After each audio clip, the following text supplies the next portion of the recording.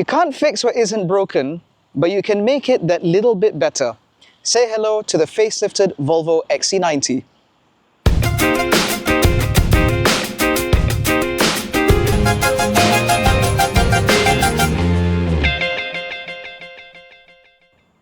Now, obviously, a lot of the refreshes for the updated XC90 have to do with the aesthetics, and that is because they've completely glossed over the powertrain, which needed no updates at all. Up front, you will find a 2-litre 4-cylinder turbocharged Drive E engine mated to an electric motor at the rear with an 8-speed box in the middle, as well as a lithium-ion battery. As a result, total system output is 462 PS and 709 Newton meters of torque, giving this car a century sprint time well under 6 seconds, so this big behemoth is quite fast. On top of that, the fuel economy figures on this car remain very, very good indeed, with a combined figure of just under 2 litres to the 100. This is of course contributed to the fact that this Ultra T8 model is a plug-in hybrid with an 18 kilowatt-hour battery in the middle, being able to provide an all-electric range of up to 66 kilometers based on our testing. Now, in terms of charging, this car had been updated a couple of years ago, which means that it is now able to charge at about 7 kilowatts, allowing this car to fully charge in about 3 hours, much better than previously, despite using a larger battery. Now, this extensive facelift has largely to do with the front, because all the sheet metal from the A-pillar forwards is brand new, which means you have new wings, a new bonnet, as well as a brand new face. So up front, we now get these redesigned Thor's Hammer LED daytime running lights, which now have a much more intricate signature while still integrating the full matrix LED systems that we've seen before, again from the pre-facelift XC90. These lights are now longer and bleed into a brand new grille, which now integrates a design language debuting with this car, which will soon go on other plug-in hybrid and mild hybrid Volvo models. I love the fact that even though this does look quite busy, they have made it a point to ensure that the chrome bar for the iron mark is distinctive from the rest. I invite you to squint at your screen to see the difference. Now, down below, you also get a new set of bumpers, which are now reprofiled a little bit smoother in order to improve aerodynamic efficiency, while also integrating chrome elements down here on the side, as well as on the bottom valance of the car, which I think makes the front end of the new XC90 look thoroughly refreshed, and it certainly turns heads wherever it goes. Not just because this is one of the first new registered XC90s. Now, down the side, the changes are very limited because, like I said, this car was facelifted in about 2023, if I'm not mistaken, which means that nothing down the side needed to change except for the alloy wheel designs. Now, for this Ultra model, they are still 20-inch alloys wrapped in Michelin Pilot Sport 4 SUV tires, which are suitably high performance given the fact this is a high performance vehicle.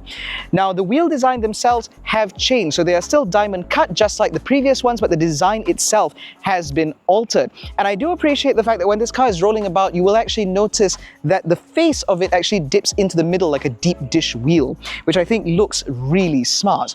Now, moving down the side, we've lost the designation that was once here for the inscription trim when this car first launched, I think about 11 years ago.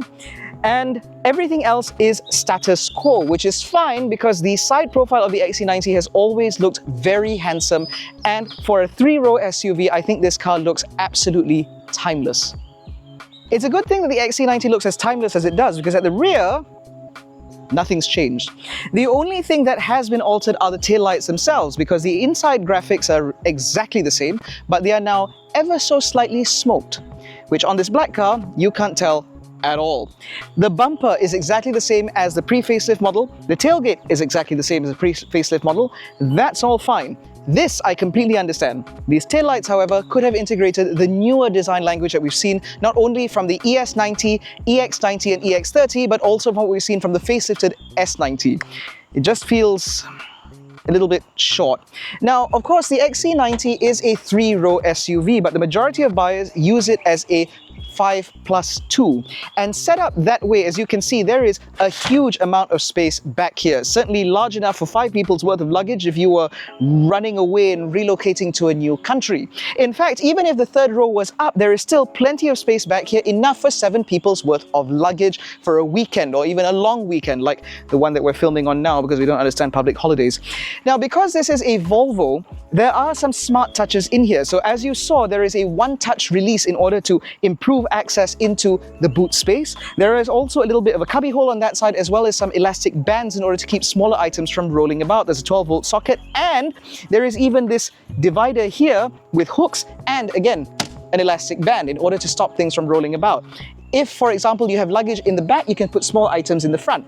Now, if that's not enough, there is also space underneath the boot floor, which is sizable and fiddly enough to actually hold this car's charging cables, which means that there is no mess back here at all.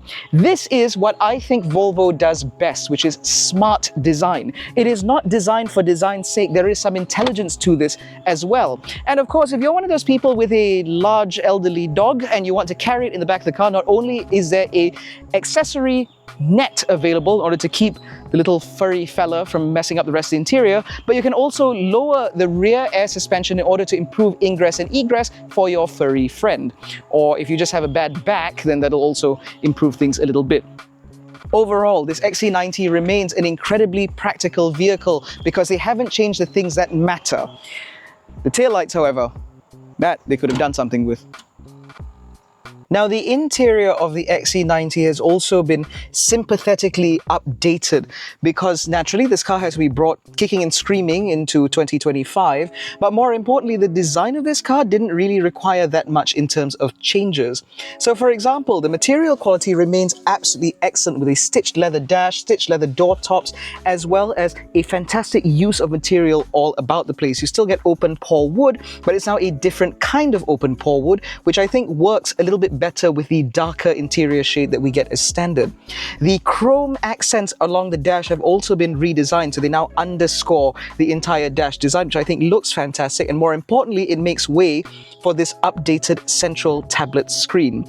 Now, Volvo was actually the first company to use a portrait-oriented style central infotainment display. But of course, being 2025, we needed a bigger screen of higher quality, and that's exactly what we have here. Now, in addition to the updated screen, there is also an updated operating system because this no longer uses Volvo's Sensus infotainment display. Instead, this is powered by Google Automotive, which means that this essentially functions like its own tablet. You install your own apps, it has its own Wi-Fi and LTE connection, which means that you just put your Spotify and Waze and whatever else in here. Now, the problem with this is, while it does offer wireless Apple CarPlay, it doesn't seem to yet offer Android Auto, which is a system that we first saw in the XC60 while still running Google Automotive. And so we imagine that this must be part of a software update that hasn't yet been rolled out to the XC90. Again, this is, I think, one of the very first XC90s to be registered here in Malaysia. However, this has been reworked compared to what we first saw from the EX30, which means that now the interface is even easier to use. All of the widgets, for example, the applications are a lot easier to use. The way the HVAC controls function is also a lot more intuitive. And while we have lost the back button, now in order to just go to the home screen, you just have to swipe from the bottom. Swiping from the top will reveal a notifications tab. This Google Automotive system also powers the instrument cluster, which is also fully digital, and as far as I can tell, it just integrates Volvo graphics and Volvo font, but the function of it is now severely limited. I do not like the way this works. I would much rather have the Sensus infotainment display and the Sensus system that runs the instrument cluster, but there we are. There is also a full color heads-up display, which is certainly nice to see, and that also integrates a few other notifications and other features which you would want in a car like this. Now, Volvo hasn't given up entirely on tactility because there are plenty of physical buttons. There are physical buttons down here in order to control a lot of the functionalities, as well as a physical volume knob here with a lovely knurled finish, which is just so nice to use. You have a cut crystal or blown crystal gear lever here done by Orifors of Sweden, which makes for a very nice place to hold and is really nicely molded to your hand. You have an engine start-stop knob here, again with that knurled finish, while the center stack itself has actually been redesigned for added practicality. So now the wireless phone charger lives in the front and is actually large enough to fit a large phone. You have a card holder here, or potentially another phone holder, as well as a couple of cup holders which now integrate a third cup holder in the middle for smaller items. And so a coffee cup like this fits in the cup holder but doesn't quite fit in that central bin. And as we move further down here, you get a couple of USB-C ports as well as a 12-volt socket, but this central bin is not that deep. It's only about that deep, which means that stuff in here can't be too tall. That is in order to make way for the lithium battery that lives in the central spine of the vehicle. Of course, if you need more space, there is a glove box, which is obviously lined in felt in order to reduce rattling, and the door bins themselves now also integrate use of higher quality, softer touch material, again in order to reduce the amount of rattling from the door cards themselves. Now, in addition to that, the use of materials in this car, like I said, have been sympathetically updated. So for example, the seat upholstery, while it still uses Nappa leather and more of that leather is used on the door cards, etc., there is now a use of fabric for the dash front, which I think looks very warm and very inviting. And as I mentioned, it works very nicely with the open pore wood. But setting all of that off, to me, are the updated Bowers & Wilkins speaker grills, which are now larger, more intricately cut, and more visually arresting upon first sight. In fact, even the central satellite tweeter now has a different grill on it, which looks absolutely fantastic. And of course, the audio quality in this car remains absolutely top-notch, because Bowers & Wilkins audio engineers are second only to the safety engineers at Volvo, which means that the sound in this car is as good as it's ever going to get. In fact, I'd argue that these are slightly better speakers than what you get in certain very, very luxurious English brands, needless to say. Now, in terms of ergonomics, naturally, this Volvo is fantastic. You have a lot of adjustment in the seat, as well as adjustment for your lower thigh support, your side bolsters, as well as your lumbar. And of course, these seats are not only memory adjustable, but you also have ventilation on both sides. The steering wheel also integrates a lot of adjustment, which means that it's very easy for you to find a comfortable driving position in this car without too much issue whatsoever. In fact, in terms of problems, there are only two things that I can find. Number one, they seem to have seen fit to remove the rocker switch that adjusts the brightness of all the interior displays. Now that's buried somewhere in the screen and I still can't find it. And secondly, there appears to not be a sunglasses holder at all. Not up here. There's this pathetic little space down here, which I think is only about large enough for a smart tag, which means that this kind of just goes here. There's also a panoramic sunroof, which is always nice to see. Life in the second row is an affair of generosity, because with the front seats at my driving position, about 170 centimeters, I have about that much knee room, and despite the standard fit panoramic sunroof, I still have about that much headroom, which is certainly very generous indeed. In fact, if I want to make space for the third row, I can actually slide these seats all the way forwards, and even then I still have about that much knee room. And of course, because the front seats are mounted a little bit higher, there's plenty of space for me to tuck my feet in underneath the seat in front of me should I need to. Now, aside from that, in terms of amenities back here, things are pretty good. This car comes with quad zone climate control, and you even have controls back here to adjust your fan speed. Now, while it may appear as if there are only crotch coolers here, they are mounted upwards, which means that they can actually hit your face, and you actually have air conditioning vents mounted on the B-pillar for maximum comfort. In addition to that, these seats also have adjustable recline angles, which means that you can sit further upright, which also tuck in the underthigh support, or you can have it further reclined, which pushes the underthigh support out, and it makes life very comfortable in here. I've got nets behind the front seats. I've got USB-C ports behind that little cover. I've got decently sized door bins, big enough for a 1.5 litre size bottle, and I have a deployable center armrest here with a couple more cup holders should I need it. In terms of material quality, everything back here is just as good as it is in the front, with a lot of soft touch materials, more of that open pore wood, and a generous ambient lighting system in this car, which only comes out in warm white. Now, if you're using this as a family car, you will appreciate the fact the ISOFIX mounts are very easy to locate, and the rear doors do open quite wide. And as I demonstrated earlier, what I benefit in knee room can also benefit in terms of clearance for a bulky rear-facing child seat. And of course, if you do have small children back here, you'll appreciate the fact this car comes as standard with sun blinds in order to protect sensitive infants from UV rays, although obviously you would want to tint the car anyway. That panoramic sunroof actually stretches all the way to the back, so even if you do have an infant facing backwards, they actually have a view to look at out the top. And of course, this is UV coated as standard. Now, life in the third row is genuinely not that bad. Even with the second row set up in their furthest rearward position, I have just enough space for my knees, which means that even as an adult, life back here is really quite pleasant. I even have a decent amount of support for my upper thighs, although my lower thighs are basically dangling, and there is space for me to tuck my feet in underneath the seat in front of me, which means that if you were to negotiate with people in the second row in order to provide a little bit more clearance, I think adults wouldn't be too bad back here at all. And these are certainly not the cheap seats, because you still have aircon vents mounted on the pillar, which means that they can blow directly at your face. You've got cup holders, and you even have these little cubby holes, which include a little diagram of a spider's net with a little spider back here too. Clearly, this third row is designed for little baby children and not for adults, but even I think that's quite cute. Now, obviously, I don't have sun blinds, but that's fine because these windows are large enough for me to actually get a meaningful view out. It is also unfortunate that there are no ISOFIX mounts back here, which means that you can't put even a booster seat here. You only can put booster seats either in the second row or use the inbuilt booster seat in the second middle row center seat. Now, if you ask me, this is exactly the same as the previous generation, or pre-facelift XC90 rather, where you have a generous amount of space back here, and it's because it's just been so thoughtfully designed. However, that sense of thoughtfulness does extend to the driving experience, which is a seat that I'm desperate to get back into because it is terribly, terribly hot back here.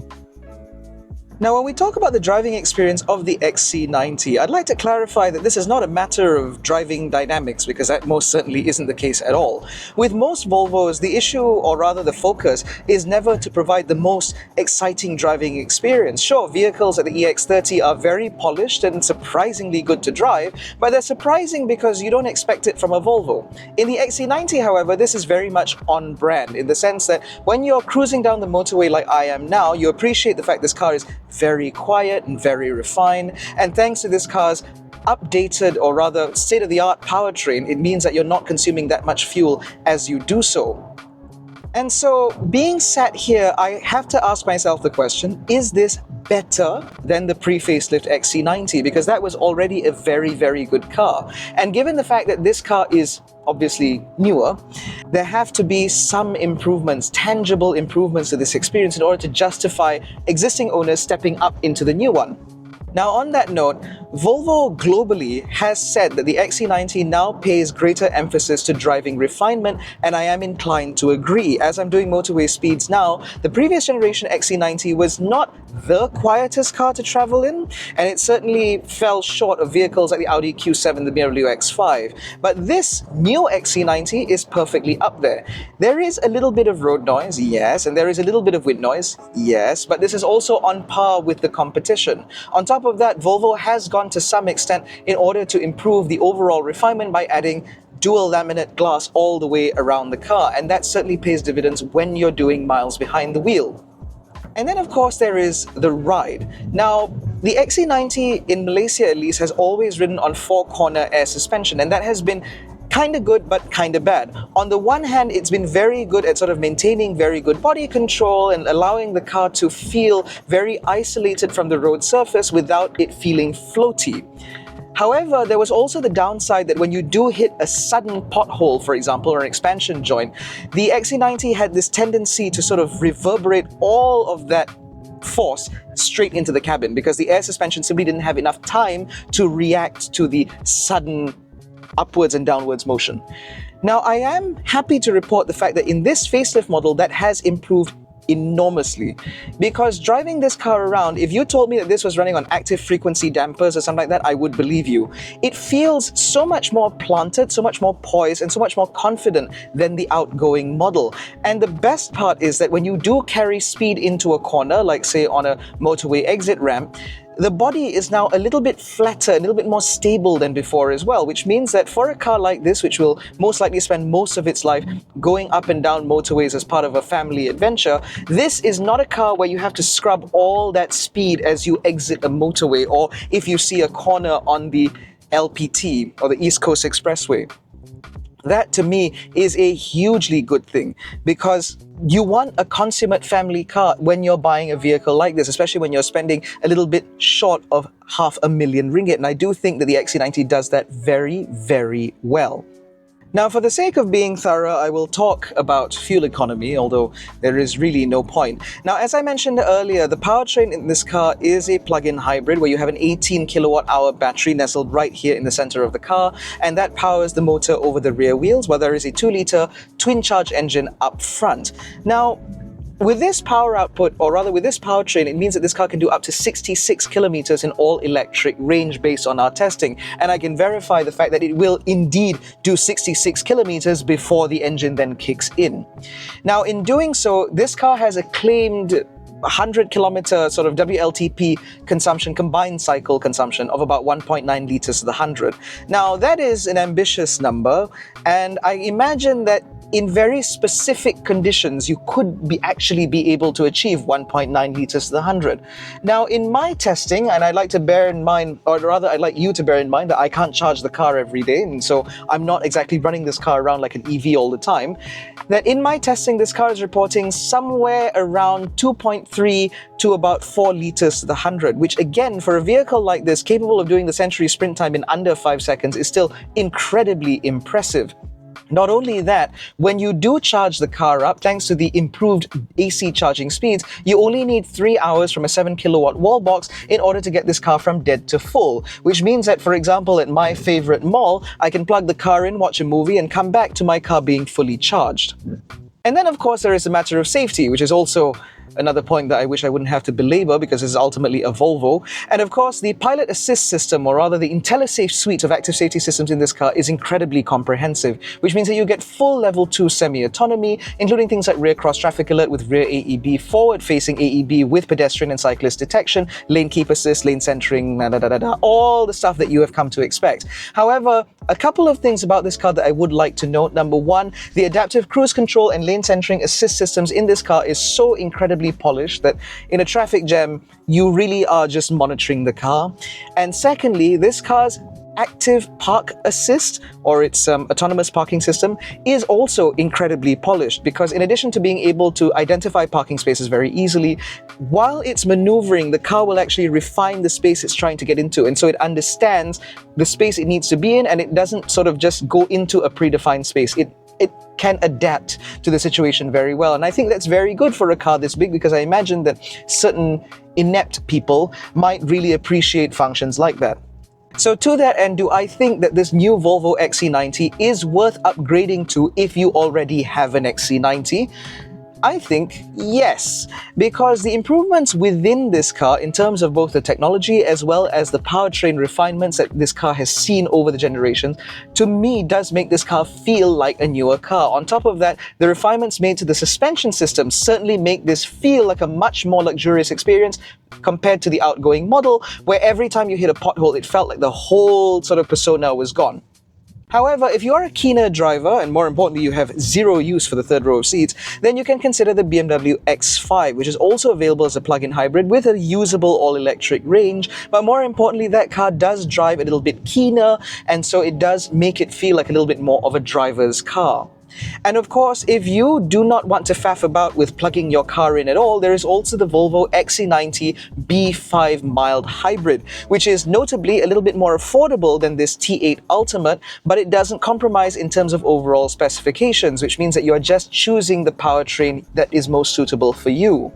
However, what is quite clear to me is that no matter which XC90 you buy, you are going to be a very satisfied customer, simply because this car is now even more polished, even better executed than when it first came about, 10 years ago, thereabouts, and that is, again, a really good thing. It looks better, it drives better, it consumes just as little fuel as it ever has, and more importantly, it is smarter than ever before. In any case, that concludes our review of the new facelifted Volvo XC90. If you enjoyed this video, please give it a thumbs up, subscribe to the channel, hit the little bell icon so notified every time we make a new upload. Don't forget to follow us on Facebook, Twitter, and Instagram. All the links are in the description below, including the links to join our new WhatsApp channel. Thank you so much for watching. We'll catch you in the next one. Take care, stay safe, and jangan bodoh.